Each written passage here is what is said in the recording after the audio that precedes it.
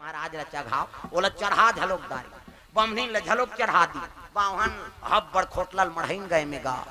ऊपर में आऊ लकड़ी नहीं रखते हो एमे मढ़ाई तहन बावन कहते ऐसने मांगी ठीक दी भगवान ऐनी तब तो बावन ऐसे रचे रहा तेल फेंकिस गा ऐनी अंगेठा ला ले वो ते तीन ठन खा लेबे किस गा हां बमनी सुते रहा वहू के हां ते दू ठन में तीन ठन ऐसे किस गा और रचात रहा ते मन 5 जन रहे दादा 5 जनों मन गनी है तो हम ही मल्ला कहा तेरे भैया अब बमनी ज्यादा खाए वो 3 ठन खाऊं कहा भागो भागो कैसे वो तो बावन और बमनी जाग गए बमनी 3 ठन कहूं कहते बावन 2 ठन कहूं कहा अब ये रचैया मन भागी ते बैठैया मन रहेगा अब बैठैया मन भागी पुलिस वाला झलक घोड़ा में चक गए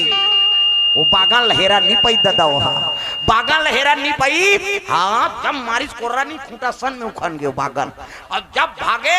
घोड़ा हाथ खूंटा उदक